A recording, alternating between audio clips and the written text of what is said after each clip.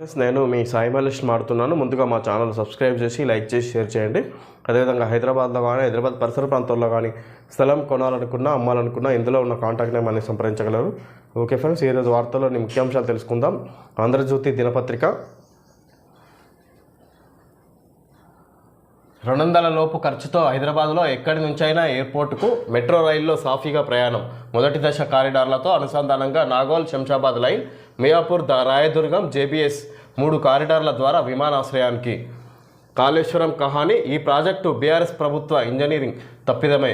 తుమ్మిడిహట్టి వద్ద 165 టీఎంసీలు లేవని సిడబ్ల్యూసీ చెప్పిందంటూ బీఆర్ఎస్ సర్కార్ అబద్ధాలు. తెరపైకి మేడిగడ్డ హడావుడిగా డిపిఆర్ తయారీ. జియోటెక్నికల్ పరిశోధన ఓ చోట, బ్యారేజీలు మరో చోట. మేడిగడ్డ కుంగుబాటు ఖచ్చితంగా మానవ నిర్మిత విపత్తే, ప్రపంచంలోనే అతిపెద్ద ఎత్తిపోతల కాదు విఫల పథకం.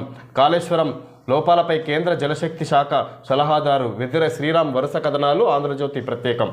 2014 కంటే ముందు నీళ్ల విషయంలో తెలంగాణకు జరిగిన అన్యాయం మీద అందరం కొట్లాడి ప్రత్యేక రాష్ట్రం తెచ్చుకున్నాం. కానీ గత 10 ఏళ్లలో ప్రజలు ఎన్నుకున్న తెలంగాణ ప్రభుత్వం గోదావరి కృష్ణా నదుల నీళ్లు ప్రాజెక్టుల విషయంలో చేసిన నిర్వాకాలు, మరియు ముఖ్యంగా గోదావరి నదిపై నిర్మించిన కాళేశ్వరం ప్రాజెక్టుల్లో భాగమైన మేడిగడ్డ, అన్నారం, సుందిళ్ల బ్యారేజీల నిర్మాణంలో లోపాలు తెలంగాణకు శాపంగా మారాయి. మేడిగడ్డ బ్యారేజీ కుంగుబాటు రాష్ట్ర ప్రజలను కుంగుబాటుకు గురి చేసింది. ఆ ప్రాజెక్టు వైఫల్యం కేవలం కుంగుబాటు సంఘటనతోనే బయటపడిందా అంటే కానే కాదు. ఈ వైఫల్యం గురించి అప్పటి ప్రభుత్వ పెద్దలకు, అధికారులకు ముందే తెలిసి ఈ విషయాన్ని ఎందుకు పెట్టారో కానీ అది తెలంగాణకు అతి భారంగా పరిణమించింది అని కేంద్ర జలశక్తి శాఖ సలహాదారు వెదిరే శ్రీరామ్ అంటున్నారు. కాళేశ్వరం నిర్మాణ లోపాలపై, ప్రాజెక్టు వైఫల్యంపై ఆంధ్రజ్యోతికి ఆయన రాసిన వరుస కథనాలు నేటి నుంచి. ఇక్కడ బీఆర్ఎస్ ప్రభుత్వం చేసిన తెలిసి ఈ విధంగా తప్పిదం చేసిందన్నట్టుగా ఇక్కడ ఆంధ్రజ్యోతి కథనంలో తెలియజేయడం జరిగింది. కాళేశ్వరం ప్రాజెక్టు వల్ల ఎత్తిపోత కాళేశ్వరం ప్రాజెక్ట్ అనేది అతిపెద్ద ప్రాజెక్టు కాకుండా అది పెద్ద విఫలమైన ప్రాజెక్టుగా ఇక్కడ ఆంధ్రజ్యోతి తెలియజేసింది. మోడీ ఉద్యోగాన్ని ఊడగొట్టాలి, లేకపోతే దేశాన్ని అదానీ అంబానీలకు తాకట్టు పెడతారు. రిజర్వేషన్లు రద్దు చేసి ప్రభుత్వ సంస్థలను అమ్మేస్తారు. పాలమూరు రంగారెడ్డికి జాతీయ హోదా ఎందుకు ఇవ్వలేదు? కాజీపేట బయ్యారం ఫ్యాక్టరీలు ఐటీఐఆర్ను ఎందుకు రద్దు చేశారు? జవాబులు చెప్పాకే ప్రధాని మోడీ తెలంగాణకు రావాలి. దేవుడి ఫోటో చూపి అక్కడ అడుక్కునే వాళ్ళలాగా బీజేపీ వాళ్ళు ఓట్లు అడుగుతున్నారు. బీజేపీ బీఆర్ఎస్ చీకటి ఒప్పందం. మేడ్చల్ ఎమ్మెల్యే మాటలే సాక్ష్యం. మల్కాజ్గిరి నియోజకవర్గ ప్రచారంలో సీఎం రేవంత్ రెడ్డి వ్యాఖ్యలు. ప్రధాని నరేంద్ర మోడీకి ఓటేస్తే రైల్వేను, ఎల్ఐసిని అదానీ అంబానీలకు అమ్మేస్తారని, కాబట్టి ఆయా సంస్థల్లో పనిచేసే వారికి ఉద్యోగాలు ఉండాలంటే మోడీ ఉద్యోగాన్ని ఊడగొట్టాలని సీఎం రేవంత్ రెడ్డి పిలుపునిచ్చారు. మోడీ మళ్ళీ గెలిస్తే రిజర్వేషన్లు రద్దవుతాయని హెచ్చరించారు. రిజర్వేషన్లు లేకుండా చేసి దేశాన్ని అదానీ అంబానీలకు తాకట్టు పెడతారని విమర్శించారు. రైల్వేలు, LIC, airport, BSNL, BHEL, BDL, IDPL, defence ఫ్యాక్టరీలను తీసుకొచ్చి ఎస్సీ, ఎస్టీ, ఓబీసీలకు రిజర్వేషన్లు కల్పించి ఉద్యోగాలను కాంగ్రెస్ కల్పించిందని ఆ సంస్థలను అందులో ఉద్యోగాలను కాపాడుకోవాలంటే కాంగ్రెస్ అధికారంలోకి రావాలని అన్నారు. ఆదివారం మల్కాజ్గిరి నియోజకవర్గం పరిధిలో సీఎం ఎన్నికల ప్రచారం నిర్వహించారు. వనస్థలిపురం, కౌకూర్ల వద్ద జరిగిన కార్నర్ మీటింగ్లలో పాల్గొని ప్రసంగించారు. తెలంగాణకు వస్తున్న నరేంద్ర మోడీ రిజర్వేషన్లు ఎందుకు రద్దు చేస్తున్నారో జవాబు చెప్పి రావాలని సీఎం నిలదీశారు. పాలమూరు రంగారెడ్డి ఎత్తిపోతల పథకానికి జాతీయ హోదా ఎందుకు ఇవ్వలేదో, కాజీపేట కోచ్ ఫ్యాక్టరీ, బయ్యారం ఉక్కు ఫ్యాక్టరీ, ఐటీఐఆర్ ప్రాజెక్టులను ఎందుకు రద్దు చేశారో ఈ ప్రాంత ప్రజలకు సమాధానం చెప్పాలని, ఆ తర్వాతే ఓట్లు అడగాలని డిమాండ్ చేశారు. తల్లిని చంపి బిడ్డను బతికించారంటూ తెలంగాణ ఏర్పాటును తప్పుబట్టిన మోడీ ఏ విధంగా ఓట్లు అడుగుతారని రేవంత్ రెడ్డి ప్రశ్నించారు. బీజేపీ వాళ్ళ మాటలు చూస్తే 3 ఏండ్లు 36 దొడ్లు అన్నట్టుగా ఉందని విమర్శించారు. మతాన్ని అడ్డం పెట్టుకొని ఓట్లు కొల్లగొట్టి దేశంలో అధికారంలోకి రావాలని నిన్న మల్కాజ్గిరి పార్లమెంట్ నియోజకవర్గంలో రేవంత్ రెడ్డి ప్రచారంలో భాగంగా ఈ విధంగా మాట్లాడడం జరిగింది. భూ యజమానితో పాటు కౌలు రైతుకు భరోసా. ఎవరికి ఇవ్వాల్సింది వారికి వేరువేరుగా ఇస్తాం. గ్రామ సభల ద్వారా కౌలు రైతులను గుర్తిస్తాం. 5 ఎకరాలకు పైగా భూమి 4 లక్షల కుటుంబాలకే 92% మంది రైతులు 3 ఎకరాల లోపు వారే. ప్రభుత్వాన్ని కూల్చేందుకు కుట్రలు చేసేవారిని 50 లక్షల మంది యువత చూసుకుంటారు. క్లీన్ ఇమేజ్ ఉన్నవారినే పార్టీలో చేర్చుకుంటున్నాం. రిజర్వేషన్లు ఎత్తివేయడమే బీజేపీ కోర్ ఎజెండా. ఎడ్యుకేషనల్ పాలసీపై కమిషన్ వేస్తాం. రేవంత్ రెడ్డి. ఈ విధంగా బీజేపీని కల్పిస్తే ఎల్ఐసి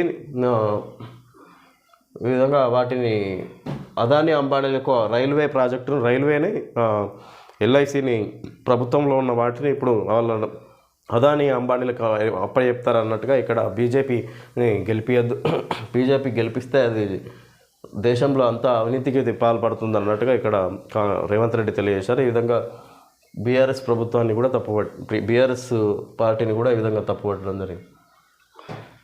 హనుమకొండలో బస్సులోంచి కేసీఆర్ అభివాదం, వచ్చేది హంగు మనమే కింగు, ఈ మోకాను వదలొద్దు, 14 నుంచి 15 సీట్లు ఇవ్వండి, కేంద్రంలో చక్రం తిప్పేది మనమే, పేగులు తెగేదాకా కొట్లాడేది మనమే, జైళ్లకు తోకమట్టకు నేను భయపడతానా, భయపడి ఉంటే తెలంగాణ వచ్చేదా, నా గుడ్లు పీకుతాడట, చెడ్డీ లాక్కుంటాడట, ఇదేనా సీఎం మాట్లాడే భాష.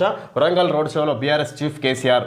గన్పూర్కు 3 నెలల్లో ఉప ఎన్నికని వాక్య, బీజేపీ చెప్పినట్లు వచ్చేదిన్ కాదు సచ్చేదిన్, గోదావరి నీళ్లను తరలించే కుట్ర, మోడీపై ఫైర్.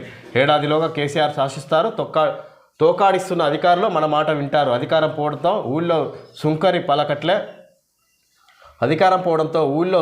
పలకట్లే, హైదరాబాద్ను కేంద్రపాలిత ప్రాంతంగా మార్చే కుట్ర, ఇలాంటి కుట్రల నుంచి కాపాడేది బీఆర్ఎస్ఏ. మళ్ళీ మోడీ సర్కారు వస్తే రిజర్వేషన్లు రద్దు చేస్తుంది.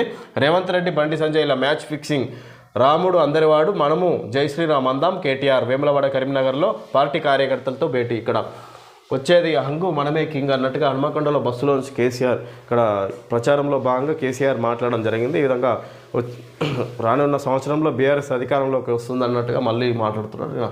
వచ్చే 5 సంవత్సరాల తర్వాత బీఆర్ఎస్ ప్రభుత్వమే వస్తుంది. ఎలాగైనా ఈసారి ఎంపీ ఎలక్షన్లలో 14 నుంచి లోక్సభ ఎలక్షన్లో 14 నుంచి 15 సీట్లు వస్తాయి, భారీ మెజారిటీతో గెలిపించాలన్నట్టుగా ప్రజలు ఉద్దేశించి ఈ విధంగా మాట్లాడడం జరిగింది. రిజర్వేషన్లను ఆర్ఎస్ఎస్ వ్యతిరేకించింది. రాజ్యాంగాన్ని ప్రజాస్వామ్యాన్ని ధ్వంసం చేయాలన్నది బీజేపీ ఆర్ఎస్ఎస్ల విధానం. తెలంగాణలో బీజేపీతో చేతులు కలిపిన బీఆర్ఎస్ను గద్దెదించాం రాహుల్ గాంధీ. రిజర్వేషన్లకు తాము వ్యతిరేకం కాదని ఆర్ఎస్ఎస్ ఇప్పుడు చెబుతున్నా, గతంలో ఆ సంస్థ వాటిని వ్యతిరేకించిందని కాంగ్రెస్ అగ్రనేత రాహుల్ గాంధీ ఆరోపించారు. కాంగ్రెస్కు